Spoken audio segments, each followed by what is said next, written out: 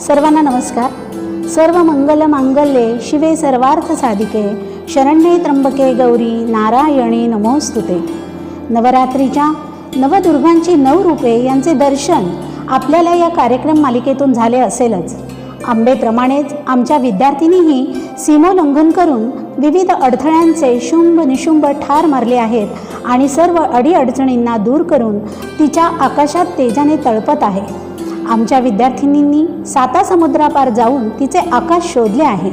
झळाळणाऱ्या ज्योती दीप्तिमान व्हाव्यात आणि लख प्रकाशाने आसमंत उजळून निघावा तशी आसमंत उजळणारी आमची प्रत्येक ही रजकन्या आहे. आमच्यासाठी आमची प्रत्येक कन्या स्पेशल एकदम खास आहे. गेले 10 दिवस आपण ज्या कार्यक्रम मालिकेचा आनंद घेतलात ती तर केवळ एक झलक होती. आम्ही देत असलेल्या संस्कारांची, शिक्षण आणि कलागुणांच्या शिदोरीची. या सर्व मुलाखतींना सोशल मीडियाद्वारे आपण जो भरघोस प्रतिसाद दिलात आणि उदंड प्रेम केलेत त्यासाठी सर्व रज परिवार आपला अत्यंत ऋणी आहे. या शारदेच्या मंदिरात अशाच ज्ञानसाधिका येत राहतील आणि आनंदाची व समाधानाची देवाणघेवाण करत असतील. त्यांना आपला आशीर्वाद असू द्या. धन्यवाद. नमस्कार. नमस्कार स्नेहा, तुझं या कार्यक्रमामध्ये खूप खूप स्वागत. नमस्कार. येस, जमुनी सारे करती उत्सव, कारण आज आहे दिनविशेष. याच दिनविशेष म्हणजे काय तर आमची रजकन्या बिडको गर्ल्स हायस्कूल या शाळेचे शाळा करतीये 50 वर्षाचा तिचा उत्सव साजरा. आणि यालाच म्हणतो आपण सुवर्ण महोत्सव. आणि याच सुवर्ण महोत्सवाच्या निमित्ताने आपण आज तिचं आकाश हा एक कार्यक्रम घेऊन आपल्या सगळ्यांसमोर आलेलो आहोत. आणि या कार्यक्रमामध्ये आज आपल्या बरोबर ज्या आहेत ती थेट अमेरिकेहून आपल्याकडे संवाद साधायला इथे जी उपस्थित झालेली आहे ती आपली स्नेहा कुलकर्णी. सो स्नेहा, तुझं खूप स्वागत. थँक्यू सो मच अश्विनीताई. तू माझं एवढं छान स्वागत केलंस आणि इंट्रोडक्शन केलंस त्याबद्दल थँक्यू. थोडक्यात आता मी माझी एक ओळख करून देते. मी अश्विनी कुलकर्णी 1990 बॅचची आहे. एकूण मला 24 वर्षाचा अनुभव आहे. 18 वर्ष कॉर्पोरेट क्षेत्रात काम केलं आणि 6 वर्षापासून हॅपी निवेश नावाच्या संस्थेची स्थापना करून आज 350हून अधिक कुटुंबांचं आर्थिक नियोजन आणि व्यवस्थापन करत आहे. आता निसर्गात असतात विविध रंग, निरनिराळी फुले, काही सुवासिक तर काही शोभिवंत. या फुलांच्या निरनिराळ्या जातीप्रमाणे असते त्यांचे वेगळेपण. त्याचप्रमाणे शाळेत शिकवले जातात वेगवेगळे विषय. गणित, भूगोल, कला, क्रीडा शिकतात त्या विद्यार्थिनी. होऊन निष्णात गाजवतात त्या क्षेत्र आणि कमावतात ती प्रसिद्धी आणि नाव. असेच सिने कलाकार म्हणून जिने आपलेच नाही तर आई, वडील, शाळा यांच्या नावालाही अभिमान प्राप्त करून दिला अशी आपल्या रजकन्या शाळेची 2003 बॅचची विद्यार्थिनी म्हणजेच स्नेहा कुलकर्णी. स्नेहा, परत एकदा तुझं या कार्यक्रमामध्ये खूप स्वागत. थँक्यू अश्विनीताई. खूप सुंदर ओळख करून दिलीस तू. आपली शाळा सुवर्ण महोत्सवी वर्ष साजरा करतेय ह्याचा खूप खूप आनंद आहे. सर्व गुरुजनांना माझा इथूनच अगदी मनापासून नमस्कार. मला शाळेबद्दल एक थोडंसं बोलायचं आहे की म्हणजे शाळेचा सुवर्ण महोत्सवी वर्ष आहे. इवलेसे रोप लावियले द्वारी, तयाचा वेलू गेला गगनावरी, रज बिटको माया माऊली, धन्य तुझी सावली. 50 वर्ष झाली आपल्या शाळेला. मागे वळून पाहिलं तर असं वाटतं की खणी आहेत आपल्याकडे सुवर्णाच्या, अनेकविध गुणी रत्नांच्या. आता नवरात्रोत्सव चालू आहे त्यामुळे कुणी दुर्गा, कुणी सरस्वती, कुणी महालक्ष्मी तर कुणी कलाकृती. खूप भरभरून दिलंय शाळेने आपल्याला, हो की नाही अश्विनीताई? तुला, मला. हो, तुझ्या या खरंच. सुवर्ण महोत्सवानिमित्त साता समुद्र पार असणारी मी अजूनही तुझ्या कुशीतच आहे असा मला भास होतोय ग शाळे. कारण तूच मला घडवलंस, तूच शिकवलंस, तूच मोठं केलंस. इतकं मोठं केलंस की तिचं आकाश तिला शोधता यावं. शोधलेल्या आकाशातील अनुभव छोट्या बहिणींना सांगून तिचं एक वेगळं आकाश तिला स्वतःला निर्माण करता यावं या दूरदृष्टीने तू आज मला इथे आमंत्रित केलंस. अभिमान वाटतो तुझा आणि रजकन्या असण्याचा. त्यामुळे नवरात्रोत्सवाच्या सगळ्यांना खूप खूप शुभेच्छा. आकाशात गरुड भरारी घेण्यासाठी शाळेने मला बळ दिलंय, पण ते टिकवण्यासाठी शाळेचे आशीर्वाद सतत माझ्या सोबत हवेत. सुवर्ण महोत्सवी वर्षाच्या आणि नवरात्रोत्सवाच्या सगळ्या गुरुजनांना, तुला आणि सर्व कर्मचारी वर्गाला, माझी आजी विद्यार्थिनींना माझ्याकडून खूप खूप शुभेच्छा. वाव! म्हणतात ना, की सुरुवात जर छान झाली, तर शेवट हा गोड होतोच. आणि याची सुरुवात स्नेहाने खरंच एक सिने कलाकार म्हणून ती काय आहे, हे तिने तिच्या या सुरुवातीच्या शाळेबद्दलच्या गोड शब्दांमध्ये आपल्या सगळ्यांसमोर तिच्या भावना व्यक्त केल्यात. आता परत एकदा थोडक्यात ना, स्नेहाच्या करिअरची ओळख आपल्या सगळ्यांना मी करून देते. स्नेहा हिने US मधून कम्प्युटर सायन्समध्ये मास्टर्स केले आहे आणि ती आता अमेरिकन एअरलाइन्स यांच्या क्लाउड टेक्नॉलॉजीज आणि सपोर्टिंग बॅकएंड आणि फ्रंट एंड मोबाईल ॲप यामध्ये कार्यरत आहे. त्याआधी तिने application database administrator, infrastructure engineer म्हणूनही काम केले आहे. तिची दुसरी ओळख म्हणजेच ती एक खूप सुंदर सिने कलाकार आहे. तिने झी टॉकीजच्या येड्यांची जत्रा यात 2012 साली काम केले आणि बेस्ट ॲक्ट्रेस म्हणून किताबही मिळवला. झी मराठीच्या ऍक्टिंग आणि डान्सिंग रियालिटी शो महाराष्ट्राची सुपरस्टार याची ती उपविजेती आहे. झी मराठी बालाजी टेलिफिल्म्स माझ्या प्रियेला प्रीत कळेना यातील रिया म्हणजेच आपली स्नेहा.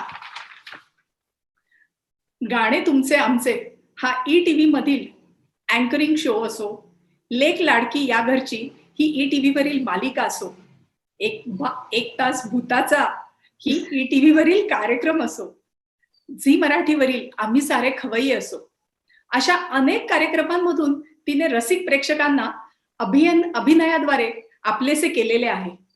आजही USA मध्ये बृहन महाराष्ट्र मंडळ अधिवेशन येथे मराठी कलाकारांबरोबर ती वेगवेगळे शोज करत आहे. ही तिची यादी संपणारी नाहीच आहे, कारण तिचं आकाशच इतकं मोठं आहे. जो स्नेहा तुझा बायोडेटा जेव्हा वाचला तेव्हा एक गोष्ट मात्र अगदी ठळकपणे जाणवली. एक सृजनशील व्यक्तिमत्व, साधना तपस्या करून आपलं पाऊल ठसात जो उमटवत आहेस, तोही अभिनयाचा आणि कला क्षेत्राचा. खरंच खूप खूप अभिमान वाटतो तुझा. आता आपण स्नेहाचं हे सगळं जे मी आता थोडक्यात तुम्हाला वर्णन करून दिलेलं आहे, तर तिचा हा प्रवास आपल्याला आता सगळ्यांना जाणून घेण्याची इच्छा असेलच. चला तर मग आपण आता मुख्य तिच्या प्रवासाची ओळख करून घेऊया. स्नेहा, असं म्हटलं जातं की बाळाचे पाय ना पाळण्यातच दिसतात. तर आम्हाला ना तुझ्यातला जो कलाकार आहे हा तुला कसा गवसला, कुठे सापडला, याच्याबद्दल तू थोडक्यात सांगावंस. अगदी अगदी खरंच. तुला म्हणजे तू प्रश्न इतका छान विचारलास की माझ्यातला कलाकार मला कुठे गवसला किंवा कुठे सापडला, तर मला इथे नमूद करावं वाटतं की माझ्यातला कलाकार हा पहिल्यांदा शाळेला गवसला आणि नंतर तो मला समजला. त्यामुळे शाळेचा ह्यामध्ये माझ्या खूप मोलाचा वाटा आहे असं मला वाटतं. माझ्या शाळेच्या आठवणी मला काही इथे नमूद कराव्या वाटतात की शाळेमुळे मी कशी घडले. तर त्यातली पहिली एक घटना मला सांगायची आहे की म्हणजे तू म्हणालीस ना की माझ्यामध्ये कलाकार होता, तो शाळेला कळाला ना, तर एक गॅदरिंग मध्ये एक अहवाल आपण सादर करतो नेहमी. तेव्हा माझ्या शिक्षकांनी एक टीव्हीचा खोका बनवला होता आणि त्याच्यामध्ये मला बसवलं होतं आणि म्हणाले होते की स्नेहा, तू या टीव्हीद्वारे न्यूज कशा देतो आपण तसा शाळेचा अहवाल सादर करायचा. म्हणजे बघ, शिक्षकांना तेव्हाच कळलं होतं की मला टीव्हीत बसवायचंय आणि मी अभिनय छान करू शकते. तर म्हणजे मी जेव्हा आता स्वतःला टीव्ही मध्ये बघते किंवा मी त्या ऍक्टिंग क्षेत्रामध्ये काम केलं, तेव्हा प्रत्येक वेळी मला त्या घटनेची आठवण यायची. तेव्हा प्रत्येक वेळी मला तो अहवाल डोक्यामध्ये यायचा, की मला बाईंनी कसं त्या टीव्हीमध्ये हावभाव करायला सांगितले.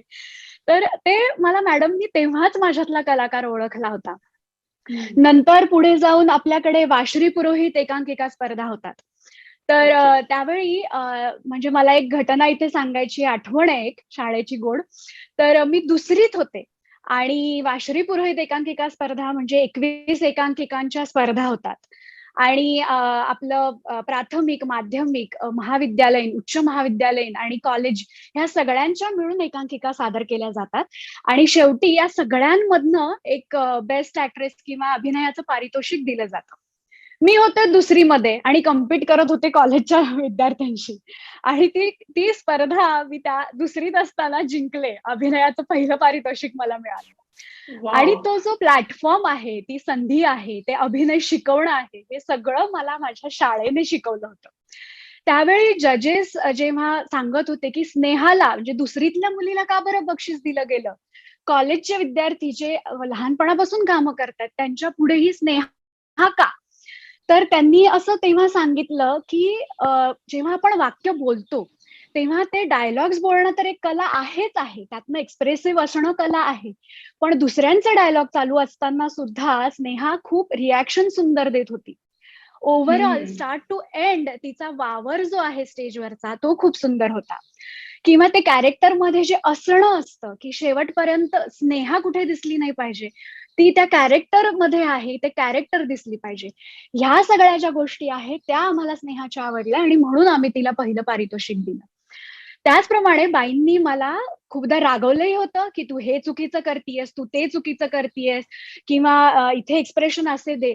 तर हं. हे जे जजेस आहेत त्यांचं म्हणणं, शिक्षकांचं म्हणणं, ह्यातनं मी घडले. मी काय कंटिन्यू करायला पाहिजे, मी काय चांगलं केलं हे मला कळलं. काय चुकीचं केलं याबद्दल ओरडाही खाल्ला आणि त्यातनं मी घडत गेले. तर क्या अशा बात! अनेक स्पर्धा शाळा राबवते. म्हणजे नुसत्या ह्या स्पर्धा नाही, तर आपलं म्हणजे प्रार्थना किती सुंदर होते आपल्या शाळेची. म्हणजे खरंच. प्रार्थनेला मी ढोल वाजवायचे मला आठवतं. त्या ढोल ओके. वाजवण्यातनं मला इन्स्ट्रुमेंट प्लेइंगची आवड निर्माण झाली. किंवा अच्छा. शाळेमध्ये कुठलाही कार्यक्रम चालू असेल आणि तो कदाचित लवकर संपला किंवा प्रमुख पाहुणे यायला वेळ आहे अजून. आता कसं हं. करायचं? मुलींची तर बडबड सुरू झाली. लगेच मॅडम विचारायच्या माईकवर, की "कुणाला नाट्यछटा सादर करायची आहे का? कुणाला गोष्ट सांगायची आहे का? कुणाला गाणं म्हणायचंय का?" माझा हात हं. पहिल्यांदा वर व्हायचा. मला क्या करायचंय. बात है! आणि मी अशी पळत-पळत स्टेजवर जायचे, तो माईक पकडायचे आणि माझी नाट्यछटा सुरू. आणि मला माहीत असायचं, की अशा संधी ना कुठे मिळणार आहेत आपल्याला शनिवारच्या पीटीच्या तासाला किंवा अशा कुठल्यातरी कार्यक्रमामध्ये. त्यामुळे मी हं. माझ्या नाट्यछटा तयार करून ठेवायचे आणि मुलींना क्या त्या बात! खूप आवडायच्या. मुली खूप आनंदाने त्या एन्जॉय करायच्या. आणि अशा विविध स्पर्धा म्हणजे शाळेत तर घेतल्या जातातच. शिवाय शाळेबाहेरील स्पर्धा, की हं. साने गुरुजी कथामाला आहे, जायंट्स ग्रुप आहे, रोटरी क्लब आहे, बऱ्याच अजून स्पर्धा असायच्या. त्याही हं. स्पर्धांमध्ये माझं नाव ठरलेलं असायचं, की मी तर जाणार. मग फॅन्सी ड्रेस असो, वक्तृत्व स्पर्धा असो, निबंध लेखन असो किंवा अ, कुठलं गीतापठण असो, कथाकथन असो, या हं. सगळ्या कॉम्पिटिशनमध्ये मी भाग घेणं कधी थांबवलं नाही. स्वतःला एक्सप्लोर करणं कधी थांबवलं नाही. आणि हा प्लॅटफॉर्मच मुळात शाळेने उपलब्ध करून दिला. त्याबद्दल मला म्हणजे शाळेचे खूप मी ऋणी आहे. आणि ह्यातनंच मी घडत गेले आणि तिथेच मला माझा कलाकार सापडला. एक कॉन्फिडन्स मिळाला आणि त्या कॉन्फिडन्सच्या बळावरच मी पुढे ती शिदोरी घेऊन गेले असं मला वाटतं. काय सुंदर! खरंच म्हणजे तू तुझ्यातला जो एक अभिनेता आहे किंवा अभिनेत्री आहे, ती खरंच तुझ्या बोलण्यातनं आम्हालाही जाणवली आणि मला तू जेव्हा म्हणालीस, की जेव्हा ते शाळेच्या गॅदरिंगचं आणि ते दृश्य तू मला ॲक्चुअली जिवंत करून दिलंस. मला खरंच स्नेहा आत्ता स्टेजवरची दिसली. खूप सुंदर, खूप सुंदर. सो स्नेहा, तू जसं म्हणालीस, की वेगवेगळ्या संधी तू जशा जेव्हा मिळत गेल्या, त्याला तू कॅप्चर करत गेली, त्याला त्यातनं एक-एक पाऊल तू पुढे टाकत गेलीस. आता मला ना तुझ्या अभिनय क्षेत्राबरोबर तू जे शिक्षणाचं क्षेत्र घेतलंस, ज्याच्यामध्ये मास्टर्स इन कॉम्प्युटर इंजिनिअरिंग तू केलेलं आहेस. तर या प्रवासाबद्दल म्हणजे अभिनय क्षेत्राबरोबर याही प्रवासामधलं तुझे काही अनुभव तू आम्हाला सगळ्यांना शेअर करावेस. अगदी नक्कीच. हो. तर पहिल्यांदा तर मी तुझ्या पहिल्या प्रश्नाचं उत्तर देते, की माझे अनुभव म्हणजे शाळेचा प्रवास ते अभिनय क्षेत्र आणि मग आपण जाऊया माझ्या सायन्समध्ये पण. तर माझा जो प्रवास होता शाळा ते अभिनय क्षेत्र हा म्हणजे अगदी आठवणींनी आणि चढ-उतारांनी भरलेला असा प्रवास आहे तो. तर म्हणजे त्यात शाळेचं किती योगदान आहे तेही मला इथे नमूद करायचंय. की 7वीत होते तेव्हा बुगी-वुगी स्पर्धा एक असायची. तिथे माझं सिलेक्शन झालं. ओके. तर तेव्हा म्हणजे घरच्यांचं आणि शाळेचं असं म्हणजे निर्णय घेण्याची त्यावेळी गरज होती. 7वीचं वर्ष आहे, स्कॉलरशिपला बसलेली आहे मी. त्यामुळे माझ्या पालकांना वाटलं, की आता हिने काय करावं? बुगी-वुगीमध्ये जावं की शाळा कंटिन्यू करावी? त्यावेळी शाळेच्या शिक्षकांनी खरंच हे सांगितलं, की तिचं हे महत्वाचं वर्ष आहे. आपल्या प्रायोरिटीज आत्ता आयुष्यात काय आहे? ची वेळ आहे का शिकण्याची वेळ आहे? आणि तो जो महत्वाचा आत्ताचा निर्णय आहे तो काय असला पाहिजे? हा पालकांनी आणि शाळेतल्या शिक्षकांनी मिळून विचार केला आणि मला सांगितलं, की आता तुझं शिक्षण कंटिन्यू करणं जास्त गरजेचं आहे. स्कॉलरशिपच्या परीक्षेवर तू भर दिला पाहिजे. की आता आपण शाळेतल्या मैत्रिणी आहोत त्यामुळे मी अगदी ट्रान्सपरंटली बोलते, की मला त्यावेळी आई-वडिलांचा राग आला, की "अरे असं कसं? मला तर स्पर्धेत जायचंय, मी तर टीव्हीवर दिसणार, मग आता मला का थांबवताय?" पण माझ्या शाळेतल्या मॅडमनी आणि पालकांनी मला समजून सांगितलं, की मैत्रिणीसारखं समजून सांगितलं, की आपल्याला अगदी लंबी रेस का पुढे जाऊन काहीतरी करशील, पण तुझं एज्युकेशन मागे पडेल, तुझ्या मैत्रिणी तुझ्या पुढे जातील, तुला काय करायचंय तू ठरव. निर्णय क्षमता माझ्यात निर्माण केली.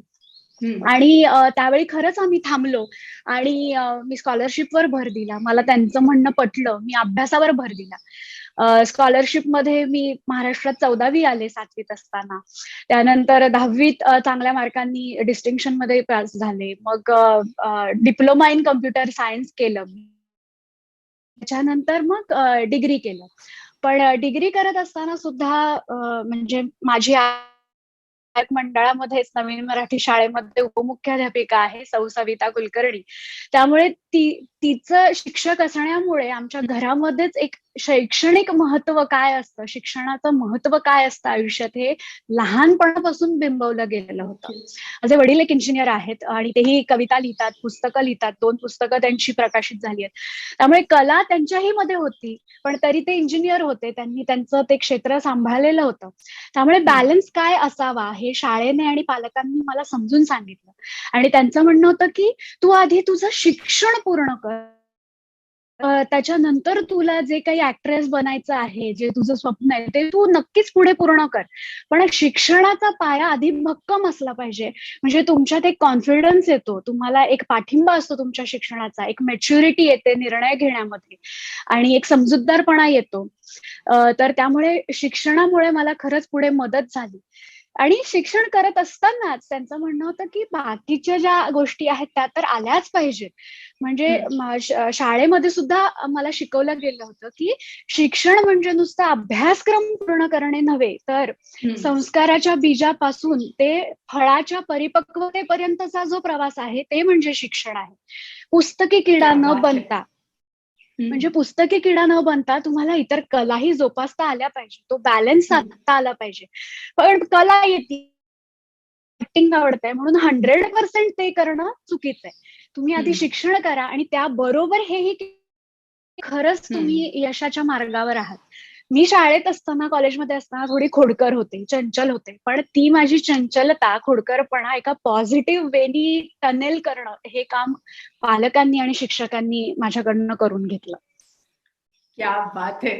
म्हणजे जे म्हणतो ना आपण की लहानपणातच जे एक-एक गुण तू सांगतेस आणि जसं एक अभिनय हे क्षेत्र तर तू गाजवलंच आहेस, पण त्याच बरोबरीने शिक्षण क्षेत्रातही तुझी जी कामगिरी आहे ती दैदिप्यमान आहे आणि खरंच याचं जे संस्कारांचं बीज तू बोललीस की हे घरात नसतं, आई-वडिलांकडनं, शाळेने जे दिलेलं आहे, खूपच महत्वाचं आणि मोलाचं आहे.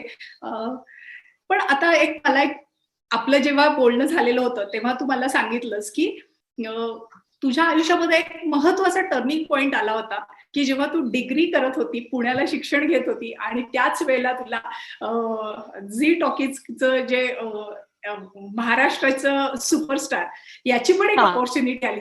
आता ना मला ते जर तू आपल्या सगळ्या मैत्रिणींना सांगितलंस तर त्याच्यातनं तुझ्यातली निर्णय क्षमता पण कळेल आणि हे तू शाळेत कसं तुझं याचंही बीज रोवलं गेलं होतं तेही थोडक्यात सांगशील. अगदी नक्की, खूप आवडेल मला ते सांगायला.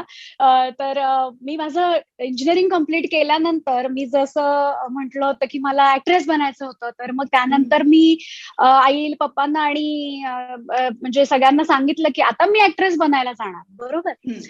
पण त्याच्यामध्ये इतका स्ट्रगल होता की असंच उठून मुंबईला जाणं, मला एक अभिनेत्री बनायचंय म्हणून, हे इतकं सोपं नव्हतं.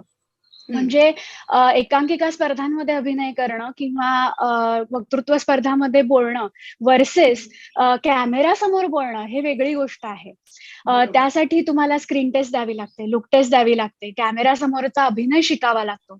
मी जेव्हा मुंबईत त्यासाठी गेले त्यावेळी मी हजारोंच्या लाईनमध्ये ऑडिशन साठी उभी होते. तेव्हा मी त्या लोकांशी संवाद साधला की किती वर्ष झाली तुम्ही ऑडिशनसाठी प्रयत्न करताय वगैरे. तर मला म्हणजे अंगावर काटा आला की लोक 10-10 वर्ष रोल मिळावा, एक मला फक्त मुंबईमध्ये येऊन एक ऍक्ट्रेस बनायचंय म्हणून अशी आलेली लोक होती. पण तुला सांगते की त्यांच्याकडे फक्त ते एकच ध्येय होतं की मला ऍक्ट्रेस बनायचंय. पण त्यावेळी मी स्वतः विचार केला की मी यांच्यापेक्षा काय मी असं काय युनिक करू शकते की ह्यांच्यापेक्षा पण मला ती ऑडिशन क्रॅक करता येईल आणि त्यासाठी मी तयार आहे का, हे स्वतःला मी प्रश्न विचारत गेले. जे मला खरं तर शाळेने घडवलेलं हे होतं, त्यामुळे ती विचार क्षमता ती माझ्यामध्ये आलेली होती. आणि त्यावेळी मला असं अगदी प्रकर्षाने जाणवलं की मला अजून याच्यावर मेहनत घ्यायची गरज आहे. आणि म्हणून मी थोडा वेळ घेतला आणि पुण्याला मूव्ह झाले आणि पॅरलली अगदी शिक्षण माझं चालू ठेवलं की मी ME साठी एंट्रन्स एक्झाम साठी प्रिपेअर करत होते म्हणून मी पुण्याला गेले. आणि सोबतच मी माझा अभिनय जी साधना आहे ती पण सुरू ठेवली होती. आणि तेव्हा मात्र मी टीव्हीवरती ऍड पाहिली की महाराष्ट्राचा सुपरस्टार ह्याच्या ऑडिशन्स होणार आहेत. तर ह्या एक ऍक्टिंग आणि डान्सिंगचा रियालिटी शो झी मराठीवर येत आहे. महेश मांजरेकर, सुप्रिया पिळगावकर ह्याचे जजेस असतील. तर कुणाला ऑडिशन्स द्यायच्या असतील तर त्यांनी प्रत्येक सेंटरवर जाऊन ऑडिशन द्याव्या. त्यावेळी मी म्हंटल की आता ही योग्य संधी आहे. मी काही महिनेही घेतले आहेत की अभिनयाची साधना केली आहे आणि आता मात्र वेळ आली आहे की शाळेपासून मी जे शिकत आले, जे स्पर्धा गाजवल्या, जे स्टेजवर मी अभिनय केला ते आली. आणि त्यावेळी मी नाशिक सेंटरवरनं ऑडिशनला गेले आणि लॉंग स्टोरी शॉर्ट, महाराष्ट्रातनं 80,000 लोकांनी ऑडिशन्स दिल्या होत्या. त्यातनं स्क्रुटिनी करत करत टॉप 24 निवडले. त्या टॉप 24 मध्ये माझी निवड झाली. त्यावेळी मला झी मराठीने एक कॉन्ट्रॅक्ट समोर ठेवलं आणि आता तू जसं म्हणालीस की निर्णय घेण्याची वेळ आली. तर त्यावेळी ते कॉन्ट्रॅक्ट असं होतं की पुढचं 1 वर्ष तुम्ही झी मराठीसाठीच काम करायचं. जर तुम्ही कुठला जॉब करत असाल तर तो बंद करावा लागेल. जर तुम्ही शिक्षण घेत असाल तर तेही बंद करावं लागेल. आणि झी मराठी महाराष्ट्राचा सुपरस्टार साठी डेडिकेटेड असेल. आता काय करायचं, कारण माझं ME ची एंट्रन्स एक्झाम तोंडावर होती. जर मी हे कॉन्ट्रॅक्ट साईन केलं तर मला ते सोडावं लागणार. आणि सारासार विचार करत गेले. मी त्यांनाही प्रश्न विचारले की जर हा एक रियालिटी शो आहे, म्हणजे तुम्ही एलिमिनेशन ठेवणार. जर माझं पहिल्या 1-2 राऊंड मध्येच एलिमिनेशन झालं तर मग काय करायचं मी, म्हणजे माझी ME ची एक्झाम पण गेली आणि ऍक्टिंग करिअर पण गेलं, म्हणजे माझ्याकडे काहीच राहणार नाही. तर त्यांचं म्हणणं अगदी क्लिअर होतं की ही एक प्रोसेस आहे, रियालिटी शो आहे, तुम्ही एलिमिनेट झालात तर you are on your own. पण जर तुम्ही पुढे गेलात तर तुमची 1 वर्षाची कमिटमेंट आम्हाला हवी आहे. तर तुम्ही ती एक्झाम तर देऊ शकणार नाही. आता हे क्लिअर झालं. आता ऑब्व्हियसली मी सल्ले घेतले, माझ्या गुरुजनांचे घेतले, आई वडिलांचे घेतले, जे तज्ञ लोक आहेत त्यांना विचारलं की आता मी काय करावं. पण सल्ले घेण्याबरोबरच निर्णय मात्र मला स्वतःला घ्यायचा होता. कारण की जर तुम्ही स्वतः निर्णय घेतात ना, तेव्हा तुमचं 100% तुम्ही त्याच्यासाठी देता आणि खूप मन लावून काम करता. तुम्ही खूप फोकस राहता, कारण की हा माझा निर्णय आहे आणि हा खरा बरोबर. करून दाखवायचा आहे मला. ह्यासाठी तुमची जबाबदारी त्या निर्णयासाठी असते. त्यामुळे काही लोकांनी सल्ले दिले, "अरे खूप सोपं आहे, तू तर आता म्हणजे तिथे एलिमिनेट झालीस तर रिस्क आहे खूपच. त्यामुळे तू खरं तर अगदी स्ट्रेट फॉरवर्ड मार्ग घ्यावास, एम-ई कंटिन्यू करावास." काही लोकांनी सांगितलं, की "अरे तुझ्यात क्षमता आहे, तू पुढे जा." असे मिक्स्ड सल्ले आले, पण निर्णय मात्र मी स्वतः घेतला. असं मला वाटलं, की मी जे आत्तापर्यंत दुसरीपासून जे करत आले, ते आता सिद्ध करायची वेळ आली आहे. आत्तापर्यंत मी संधी शोधत होते, ती नव्हती मिळत. जी आता आता आली आहे, तर त्याचं सोनं करायचं माझ्या हातात आहे. तर बरोबर. ही जी रिस्क घेणं आहे, ते आत्ता योग्य आहे, असं मला स्वतःला कुठेतरी वाटलं. आणि मी हे माझ्या आई-वडिलांना पटवून दिलं, की मला हे करायचंय, मला कॉन्फिडन्स आहे, मी हे नक्की सिद्ध करून दाखवीन, मी माझे 100% देईन, फोकस ठेवीन, मी कुठेही डगमगणार नाही, तुम्ही माझ्यावर विश्वास फक्त दाखवा. आणि मला त्यांनी सपोर्ट केलं. आणि मी माझं एम-ई थांबवलं, माझं सगळं वाढविस्तार पुण्यावरून मुंबईला शिफ्ट केलं, कॉन्ट्रॅक्ट साइन केलं आणि मी त्या झी मराठी शोची पार्टिसिपंट झाले.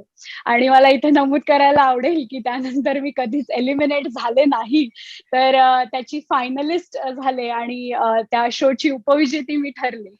आणि त्यावेळी मात्र माझ्या पालकांना, माझ्या शाळेला खूप माझा अभिमान वाटला आणि मला स्वतःला एक कॉन्फिडन्स आला, की जर मी काही निर्णय घेतलाय, तर मी तो सिद्ध करून दाखवू शकते. म्हणजे मला इथे नमूद करावं वाटतं, की कधी-कधी आयुष्यामध्ये तुम्हाला संधी येते, पण तुम्ही तयार नसता. कधी तुम्ही तयार असता, तर संधी नसते. कधी दोन्ही असतं, पण निर्णय नीट घेतले जात नाहीत. तर असं होतं, की म्हणजे मला असं वाटतं, की निर्णय बरोबर घेणं हे तर महत्वाचं आहेच आहे. पण त्याबरोबर घेतलेले निर्णय बरोबर ठरवणं आणि ते सिद्ध करणं हे त्याही पेक्षा जास्त महत्वाचं आहे. क्या बात है! आणि खूप छान एक संदेश तू ह्याच्यातनं देतीयेस असं वाटतंय, की मुलांमध्ये खूप सारे कौशल्य असतात आणि ते त्यांना स्वतःलाही जाणवतात. जसं तू म्हणाली, की हो, ही संधी आली आणि मला ते जाणवत होतं. तू तुझ्या आई-वडिलांना, शाळेत जे कोणी तुझ्या बरोबरीचे होते त्यांना तू सांगितलंस, पटवून दिलंस आणि ह्याला तू ठाम राहिली. सो पालकांनाही या निमित्ताने आपण आपल्या सांगू, की मुलांमध्ये कौशल्य असतं ते ते स्वतःही ओळखत असतात. एक संधीची गरज असते आणि ती तुला बरोबर. तू स्वतः घेतलीस, पण त्याचबरोबर तुला जो आई-वडिलांचा सपोर्ट त्यावेळेला खूप महत्वाचा होता. तो तुला त्यांनी दिला. असंच सगळ्या पालकांनाही या निमित्ताने आपण नक्कीच सांगूया, की मुलांचे हो, कला-कौशल्य गुण असतात. सो त्यालाही एक संधी दिली पाहिजे. नक्कीच. तुला काही सांगायचं असेल ह्याच्यात तर नक्की सांग. कारण तू हो, हो. या प्रोसेसमधनं गेलीयेस. हो, नाही, नाही. अगदी कारण की कसं आहे म्हणजे प्रत्येकामध्ये एक कला असते आणि मला असं वाटतं की काही-काही लोकांना ना म्हणजे आयुष्य जातं, पण त्यांना समजतच नाही की हं, मी कोण आहे? मला काय हं, बनायचंय? किंवा मला काय छान येतं? हे हं, समजण्यामध्येच आयुष्य निघून जातं. तर पालकांचा आणि आपल्या शिक्षकांचा ह्यात खूप मोलाचा वाटा आहे, की त्या मुलाला काय आवडतंय हे त्याला समजून हं. देणं आणि त्यात प्रोत्साहन देणं. आणि खरं तर मला माझ्या शाळेचा आणि पालकांचा ह्यात खरंच खूप म्हणजे सपोर्ट मिळाला, की ते मला कळलं. आणि बरोबर. मुलांचाही ह्यात तेवढाच महत्वाचा वाटा आहे, की ते प्लॅटफॉर्म तर आहेत तुम्हाला. शिक्षक सपोर्ट करतात, पालक सपोर्ट करतात, पण तुम्ही ना एका स्पंजसारखं असलं पाहिजे. हं. Always you should be absorbing. म्हणजे ही स्पर्धा आली, ती स्पर्धा आली, मॅडमनी विचारलंय कोणाला करायचंय का सादर, तर तुमचा हात वर गेला पाहिजे त्यावेळी. तुम्ही हं. सगळं ते कॅप्चर करत गेलं पाहिजे. तुम्हाला जन्मतः कळणार नाही, की तुमच्यामध्ये काय चांगलंय. तुम्हाला ते एक्सप्लोर स्वतःलाच करावं लागणार आहे, राइट? मी हां. प्रत्येक स्पर्धांमध्ये टॉप नव्हतेच, अगदीच नाही. म्हणजे मी ॲक्टिंग, डान्सिंगमध्ये छान असेन, तर निबंध लेखनात मला द्वितीय नंबर मिळत असेल. पण ह्या बाकीच्या गोष्टी केल्यामुळे मला कळलं, की ह्या 100 गोष्टींमधनं मला 2 कुठल्या छान माहिती आहेत किंवा कुठल्या हं, छान माझ्यात आहेत. त्या हं. पुढे नेत गेले मी आणि त्यातनं सक्सेसचा मार्ग मला मिळाला. मस्तच, मस्तच. स्नेहा, असं एक आहे, आता जसं तू तुझ्या प्रवासाचा एक टप्पा सांगितला, की लहानाची तुझ्यातले अभिनय क्षेत्र तुला आवडत होतं. मग त्याच्या संधी तू घेत गेलीस. मग महाराष्ट्राची सुपरस्टार याच्यात तू उपविजेती पण झाली. त्याचबरोबरीने नंतर तू तुझं शिक्षण पूर्ण केलं. आता मला असा प्रश्न तुला विचारायचा आहे, की अभिनय क्षेत्र आणि शिक्षण क्षेत्र या दोन्हीची सांगड तू घातलीस आणि ती घालणं तुला का वाटलं त्या वयामध्ये, किंवा सिने क्षेत्रामध्ये खूप छान तू आता करिअर करू शकत होतीस, पण त्याच बरोबरीने एक याही क्षेत्रामध्ये आपण आपलं नाव केलं पाहिजे, किंवा ते तो आपण म्हणतो ना, की त्या क्षेत्रालाही आपण तेवढाच न्याय दिला पाहिजे. तर हे याचं तुला हे सगळं करताना काय गोष्टी तू विचार केल्या, आणि आज तुझ्या क्षेत्रात आहेस, मास्टर्स अमेरिकन एअरलाइन्स मध्ये तू खूप छान पदावर कार्यरत आहेस. तर थोडक्यात याबद्दलही सांग ना. अगदी नक्कीच. म्हणजे मी जसं सांगितलं, की महाराष्ट्राची सुपरस्टार झाले, आपण तिथून चालू करूया. तर त्यानंतर नक्कीच मला खूप प्रसिद्धी मिळाली. सगळीकडे होर्डिंग्ज लागले. मला विचारलं गेलं, की तुझी शाळा कुठली? मला अभिमानाने सांगावं वाटलं, की मी रजकन्या आहे आणि मला शाळेतनं हे सगळे धडे मिळाले. झी मराठीचा कॅमेरा शाळेपर्यंत पोहोचला. शाळा माझी त्यातनं दाखवली गेली. तर मला हे खूप आवडलं. तर त्यावेळी म्हणजे खूप म्हणजे चांगल्या चांगल्या गोष्टी झाल्या. पेपरमधनं माझी मुलाखती घेतल्या गेल्या किंवा माझा प्रवास सांगितला गेला. मला अजून एक आठवतं, की नंतर मला खूप म्हणजे सीरियल मिळाल्या, मूव्हीज मिळाल्या. तर ह्याच्यामधनं पुढे जात जात कुठे कुठे मला चीफ गेस्ट म्हणून बोलवलं जायचं, कुठे मार्गदर्शन करण्यासाठी बोलवलं जायचं. आणि एक मला खूप आठवतं, की वाश्री पुरोहित एकांकिका स्पर्धेचं 33वं वर्ष होतं आणि त्यावेळी मला उद्घाटक म्हणून बोलवलं गेलं. त्यावेळी मला इतका आनंद झाला, की दुसरीत असताना ज्या स्पर्धेमधनं मी घडत गेले, पुढे पुढे जात गेले, त्याच स्पर्धेची आज मी उद्घाटक म्हणून जातीये आणि शाळेने मला लक्षात ठेवलं आणि मला तिथे जाता आलं. हा म्हणजे इतका सुंदर अनुभव होता तो. आणि असं म्हणतात ना, की तुम्ही कितीही बाहेर नाव कमवलं तरी परत जाऊन आपल्या घरी जाऊन जेव्हा आपण बक्षीस दाखवतो तेव्हा खूप समाधान मिळतं. तसं मला त्या दिवशी वाटलं, की मी एवढं सगळं केलंय. माझे पूर्ण महाराष्ट्र मला बघतोय. मला सगळे ऑटोग्राफ घेतात आहेत. माझी सेल्फी काढतात आहेत माझ्यासोबत. मला रस्त्यावर ओळखतात आहेत, की तू माझ्या प्रियाला मधली किंवा तू येड्यांची जत्रा मधली हिरोईन. पण जेव्हा हे सगळं यश घेऊन परत शाळेत गेले आणि बाईंना जेव्हा सांगितलं किंवा बाईंनी कौतुक केलं ना, तेव्हा जे समाधान होतं ते कशातच मोजण्यासारखं नाहीये. तर हा तर प्रवास खूप छान होताच. पण मला इथे म्हणजे मुलींना सांगायला आवडेल, की हे चांगले चांगले प्रसंग तर असले तरी पण स्ट्रगल बराच होता. म्हणजे याच्यामध्ये बऱ्याच गोष्टी मला लक्षात ठेवायला लागल्या या क्षेत्रामध्ये, की माझ्या प्रियाला करत असताना मी एक निगेटिव्ह रोल केला होता त्याच्यामध्ये, रिया नावाचा. तर तो खूप गाजला. त्यामुळे आणि Balaji telefilm, Zee Marathi, prime स्पॉटला ती सिरियल होती. त्यामुळे तो रोल गाजला आणि नंतर मला फक्त निगेटिव्ह रोलच येत गेले. मग मला विचार करावा वाटला, की आपण फक्त निगेटिव्ह रोल करत गेलो तर आपण कुठल्या तरी साच्यात अडकू का? तर आपण वेगळेपणे रोल केले पाहिजेत. ऍक्टिंग हे फक्त एका प्रकारचे, एका धाटणीचे रोल करणं नाहीये, तर विविध प्रकारचे रोल तुम्ही तितक्याच ताकदीनं करून दाखवले पाहिजेत, तर तुम्ही खरे अभिनेते आहात. आणि त्यामुळे मला तिथे थोडा पॉज घ्यावा वाटला. मी एखाद 1.5 महिना थांबले. पेपरमध्ये जेव्हा मला विचारलं जायचं, न्यूजपेपरचे इंटरव्ह्यूज व्हायचे, की तुला काम मिळत नाहीये का? तेव्हा मला असं व्हायचं, की मला कामं भरपूर येतात आहेत. जे डिरेक्टर्स, प्रोड्युसर आहेत, की ज्यांच्याबरोबर मी स्वप्न बघितली काम करायची, तेही मला ऑफर देतात आहेत, पण सगळे निगेटिव्ह रोल आहेत. आणि मला ते आता नकोयत. मी योग्य संधीची वाट बघतीये. आणि मी थांबले आणि नंतर खरंच ते थांबणं बरोबर होतं आणि मला नंतर चांगले चांगले रोल्स मिळत गेले. म्हणजे तू म्हटलीस तसं एक तास भूताचा मध्ये एक भूताचा रोल केला. मग अँकरिंग शो केला एक, गाणे तुमचे आमचे. मग हा जो लीड रोल होता भरत जाधवच्या अगेन्स्ट, किंवा ज्याच्यामध्ये केवढी स्टार कास्ट होती. मोहन जोशी, विनय आपटे, विशाखा सुभेदार, पॅडी कांबळे अशा मातब्बर मंडळींबरोबर मला काम करायची संधी मिळाली. तर हे म्हणजे ते कुठेतरी मला थोडं थांबावं लागलं आणि विचार करून पावलं उचलावी लागली. रोल निवडताना हे आत्ता करणं बरोबर आहे का? हे माझ्या पुढे करिअरला सपोर्ट करणार आहे का? ह्यातनं मला काय शिकायला मिळेल? माझ्यासाठी ह्या प्रोजेक्ट आत्ता करणं बरोबर आहे का? हा सारासार विचार करून ते रोल मी निवडले गेले आणि त्याचा मला खरंच खूप फायदा झाला.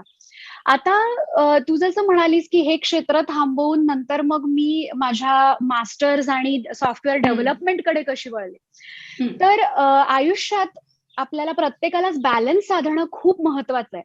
म्हणजे हे क्षेत्र जितकं तुम्हाला छान छान वाटतं टीव्हीवरती बघायला किंवा तुम्हाला पैसा मिळतो, पब्लिसिटी मिळते, पण त्याचप्रमाणे भरपूर स्ट्रगल आहे. म्हणजे ऍक्टिंग क्षेत्रामध्ये असताना मी माझं ठिकाण निश्चित नसायचं. म्हणजे आज मी मुंबईत आहे, उद्या शूटिंगला गोव्याला, परवा हैदराबाद रामोजी फिल्म सिटीमध्ये, तेरवा गोव्यामध्ये, अशी मी भटकंतीवर असायचे. मला घरातले ओरडायचे, अगं आहेस कुठे तू? आणि मी पॅशनेट होते, मला वेड लागलं होतं त्या ऍक्टिंगचं, त्यामुळे मी ते सुसाट सुटले होते. पण मला जेवणाच्या वेळा नाहीत, मला झोपायची वेळ नाही, मला फॅमिलीला इनफ वेळ देता येत नव्हता, माझ्या घरी येण्याच्या वेळा बरोबर नाहीत.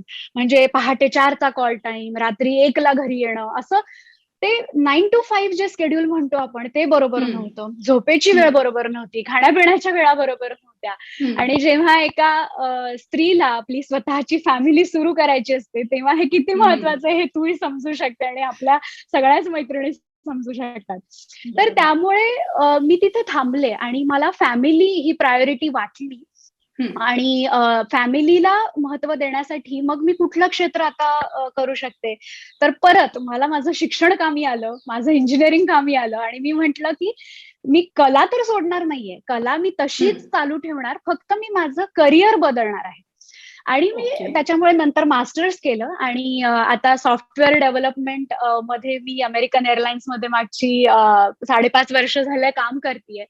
आणि लोक मला विचारतात ऍक्टिंग का सोडलं. मला खरं तर हा प्रश्नच आवडत नाही, कारण ऍक्टिंग मी सोडलं नाहीच आहे, कारण मी त्याचा उपयोग आजही करते. आजही माझे इथे अमेरिकेमध्ये शोज होतात ऍक्टिंग डान्सिंगचे, जे अटलांटा नेब्रास्कामध्ये शोज झाले, BMM मध्ये शोज झाले. म्हणजे जे ऍक्टिंग क्षेत्रामध्ये आता माझे मित्रमैत्रिणी आहेत ते पण मला म्हणतात की अगं आम्ही 2-2 वर्ष वाट बघतो की कधी BMM मध्ये जाऊन आम्हाला काहीतरी करता येईल, पण तू तर ऑलरेडी इथे आहेस, ऑलरेडी तू ऑर्गनाईज करतेयस, इथे काम करतेयस, किती छान. तर त्यावेळी पण मला एक समाधान मिळतं की आता मला एक परफेक्ट बॅलन्स मिळालाय. मी एक 9 to 5 जॉब करते, मला छान छान प्रमोशन्स मिळाली आहेत आणि त्याबरोबरीने मी इतर गोष्टीही हॉबी म्हणून माझ्या सांभाळते आहे. आता सॉफ्टवेअर डेव्हलपमेंट मध्ये सुद्धा मला या करिअरचा खूप उपयोग झाला.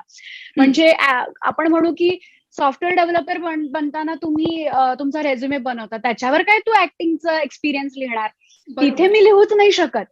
पण जेव्हा मी आता अमेरिकन एअरलाइन्स मध्ये काही डेमोज देते, तर माझी लँग्वेज वेगळी आहे, माझा कंटेंट वेगळा आहे, पण still I am in front of mic आणि माझ्यासमोर खूप मोठी ऑडियन्स आहे. तर मी तेव्हा सुद्धा असं समजते की हा माझा परफॉर्मन्स आहे आणि हा मला फाडायचा आहे. आणि मी तो इतका सुंदर देते की लोकांपर्यंत ते पोहोचतं आणि ते तिथे स्किल जे माझे आहेत, प्रेझेंटेशन स्किल्स मला वापरता येतात. हेच प्रेझेंटेशन स्किल्स माझ्या मॅनेजरने जाणले आणि मला युरोपमध्ये सुद्धा एका मीटिंगला पाठवलं होतं, जॉईंट बिझनेस मीटिंगसाठी. म्हणजे अमेरिकन एअरलाइन्स हे इतर एअरलाइन्स बरोबर कॉन्ट्रॅक्ट करत असतं. म्हणजे आयबेरिया झालं, फिन एअर झालं, ब्रिटिश एअरवेज.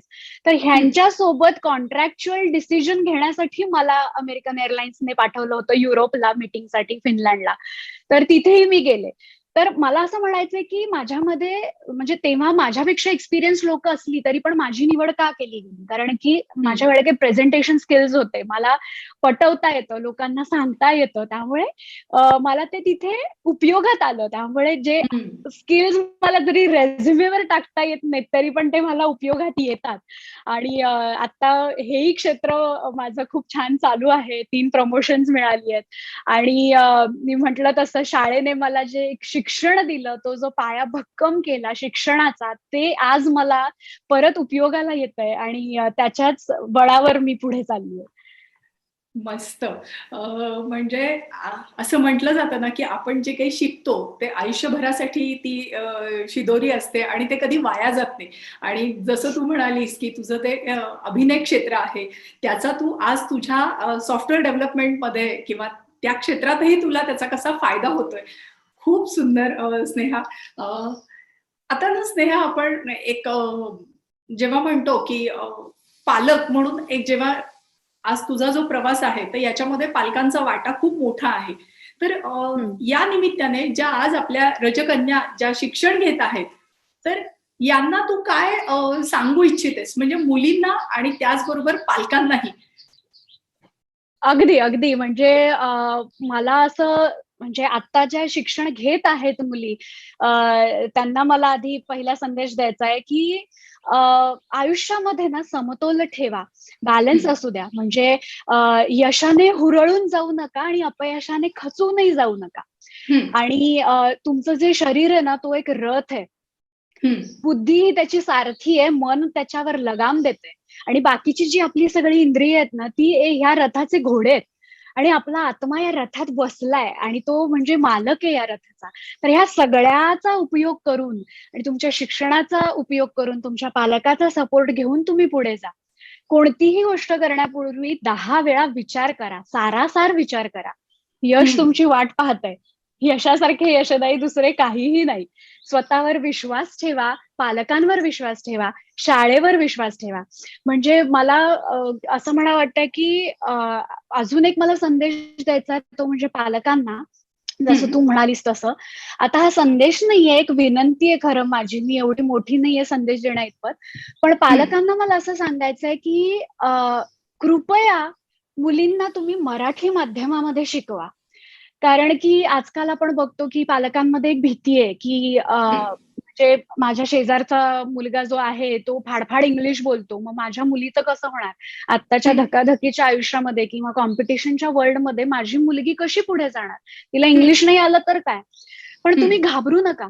म्हणजे मी हं. माझ्या एक्सपिरियन्समधनं सांगते, की मी बरोबर. ॲक्टिंग क्षेत्र असू दे किंवा सॉफ्टवेअर डेव्हलपमेंट असू दे किंवा आता एवढं म्हणजे मोठ्या-मोठ्या मीटिंग्समध्ये जाते, इंग्लिशमध्ये बोलते. आत्ताच्या जगातल्या नंबर 1च्या देशामध्ये मी जिथे इंग्लिश मातृभाषा हं, आहे, तिथे मी वावरतीये. मला कधीही, कुठेही, काहीही अडचण आलेली नाही आणि मी मराठी हं. माध्यमातनं रझा बिटको गर्ल्स हायस्कूलमधनं शिकलेली विद्यार्थिनी आहे. शाळेवर विश्वास ठेवा कारण की शाळा खूप छान-छान उपक्रम राबवत असतं. म्हणजे माझी सेमी इंग्लिशची पहिली बॅच होती मला आठवतंय. तर हं. शाळेला तुम्ही तो निर्णय घेऊ द्या. शाळा विचार करतीये तुमच्या मुलांसाठी. बरोबर. जगामध्ये पाऊल ठेवताना विद्यार्थ्याने किती परिपक्व असलं पाहिजे, त्याच्याकडनं आपण काय-काय तयारी करून घेतली पाहिजे, याबद्दलचे उपक्रम शाळा राबवतेच. आणि ते जे टेन्शन आहे ना, ते शाळेवर आहे. ते तुम्ही घेऊ नका. शाळेवर सोडून द्या मुलांना हं, आणि मुलांना त्यांचे निर्णय घेण्याचं थोडंसं स्वातंत्र्य द्या. त्यांना मत मांडण्याचं स्वातंत्र्य द्या हं. आणि त्यांच्यावर थोडा विश्वास ठेवा. त्यांचा तो चंचलपणा आहे, तो योग्य मार्गाला लावा, असं मला पालकांना सांगायचंय. आणि त्याचप्रमाणे मला ॲक्चुअली ना आपल्यासारख्या विद्यार्थिनींनाही थोडं सांगायचंय, की हां. म्हणजे जशी तू आहेस, मी आहे किंवा अनेक लाखो विद्यार्थिनी आहेत, की ज्या बरोबर. आपल्या शाळेतनं ऑलरेडी पास आउट झाल्यात.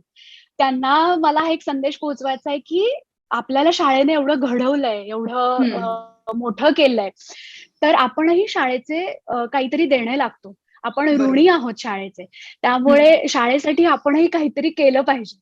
आणि हे मी फक्त बोलत नाहीये, तर मी स्वतः आज इनिशिएटिव्ह घेते आणि शाळेला सांगते, की अ, यूएसमध्ये जेवढ्या माजी विद्यार्थिनी आहेत ना, त्यांचं गेट टुगेदर किंवा असं काहीतरी कार्यक्रम घेण्याचं इनिशिएटिव्ह मी घेईन आणि त्यातनं तन, मन, धनानी जी काही मदत शाळेला करता येईल, ती आपण सगळे मिळून करूया आणि ते हं. इनिशिएटिव्ह घेण्याची हमी मी आज शाळेला देते. कारण ते जे परत करण्याची किंवा म्हणजे आपण हं. प्रत्येक वेळी घेत राहतो. हे मला बरोबर. शाळेने दिलं, हे मला शिक्षकांनी दिलं, हे मला पालकांनी दिलं. पण मी दिलं काय? समाजाला मी काय हं. दिलं? किंवा आता मी शाळेला काय देऊ शकते? ही जी भावना आहे ती आपण जपली पाहिजे. म्हणजे मला आठवतं अगं शाळेमध्ये आपल्याला किती उपक्रम छान-छान राबवले जायचे, की हो. अ, म्हणजे अनाथाश्रमांना भेट झाली किंवा तुम्ही खरंच. वृद्धाश्रमाला भेट आहे किंवा कुठेतरी जाऊन तुम्ही कुणाला तरी मदत करा. त्यात त्यातनं ₹1 कमवा, असे काहीतरी बरोबर. उपक्रम घ्यायचे. हो. तर त्यावेळी मला असं वाटतं, की जेव्हा मी त्या उपक्रमात भाग घ्यायचे, जे शाळेंनी हं. राबवलेले होते, तर अनाथाश्रम मध्ये गेल्यानंतर कळलं, की आपण कंप्लेंट करतो, की माझ्याकडे नवीन सायकलच नाही, मला छान पुस्तकाला कव्हरच नाही. पण अरे काही म्हणजे मुलं त्यांच्या बेसिक नेसेसिटीसाठी आज स्ट्रगल करतात आहे आणि तुम्ही हं. कसली कंप्लेंट करताय? तर हे शाळा जे धडे देते ना, हे पुस्तकी धडे नाहीयेत. हे तुमच्या सर्वांगीण विकासासाठी शाळा धडे देते आणि त्यातनं आपण शिकतोय. त्यातनं मी शिकले, की आपण समाजाचे काहीतरी देणे लागतो. तर त्यावेळी मी समाजासाठी म्हणजे यंग जायंट्स ग्रुप म्हणून एक होता, त्याची प्रेसिडेंट होते. त्यावेळी ब्लड डोनेशन कॅम्प घेणं किंवा असं काही करायचे. आजही मी इथे विभा आणि इतर संस्थांद्वारे काम करते आणि इंडियातल्या अंडर प्रिव्हिलेज चिल्ड्रनसाठी फंड रेझिंगचे इव्हेंट्स इकडे करते. तसंच मला शाळेसाठीही करायचं आहे. शाळेला कुठलीही मदत लागली तर मी तिथे आहे आणि आपण सगळ्यांनी तिथे असलं पाहिजे असं मला इथे आवर्जून सगळ्या विद्यार्थिनींना सांगावं वाटतं. खरंच म्हणजे स्नेहा खूप तुझं कार्य खूप मोठं आहे. ते ह्या 30-40 मिनिटांमध्ये बसणार नाही. पण आपल्याला वेळेची पण मर्यादा आहे. एवढंच सांगते, ती आली, ती हसली आणि तिने जिंकलं. अशीच आपली स्नेहा लहान वयात तिने मोठी कामगिरी केली आहे. सो स्नेहा, तुझ्या आयुष्यातील सगळ्या पुढच्या वाटचालीसाठी शाळेतील आजी माझी शिक्षक, आजी माझी विद्यार्थिनी यांच्या सगळ्यांकडनं तुझ्या भावी आयुष्यासाठी खूप तुला शुभेच्छा आहेत. आणि तू आज इथे वेळात वेळ काढून आली आहेस त्याबद्दल तुझे सगळ्यांतर्फे मनःपूर्वक आभार आहेत. आता नाही. शेवटच्या 4 ओळी आपल्या दोघींकडनंही आपल्या शाळेसाठी. हं. शब्द एकत्र येऊन बनतात ती ओळ. ओळ एकत्र येऊन बनते ते वाक्य. वाक्यातून घडतो तो तुझा माझा संवाद. संवादातून निर्माण होते ती आपुलकी, जिव्हाळा आणि प्रेम. यातूनच निर्माण होतं ते नातं. असंच निरंतर नातं तुमचं आमचं कायम असू द्यावं. रजचे सुवर्ण महोत्सवी वर्ष जरी हे असले तरी वर्षामागून वर्ष सरूनी आपली शाळा करील हिरक महोत्सव साजरे, ही आमच्या दोघींकडनंही या शाळेला शुभेच्छा. आणि या इथे स्नेहाचे परत एकदा मनःपूर्वक आभार आणि आमच्या दोघींकडनंही आपल्या शाळेला शतशः नमन. नाही, नाही. आभार प्लीज मानू नका. शाळा आपली आहे, मी शाळेची आहे. त्यामुळे शाळा आई आहे आपल्या सगळ्यांची. त्यामुळे आभार आणि धन्यवाद तर मी इथे मानतच नाही. मला पण एक 2 ओळी ॲड कराव्या वाटतात अश्विनीताई. बोल बोल. की रज आमची गुणी मुलींची शाळा आहे महान. करीतो आम्ही प्रणाम तुझला, करीतो आम्ही प्रणाम. बहरत जाओ यश कीर्ती, नि गुणवंतांची खाण. नाव निनादो विश्वामध्ये रज बिटको चव्हाण, रज बिटको चव्हाण. धन्यवाद. क्या बात. धन्यवाद.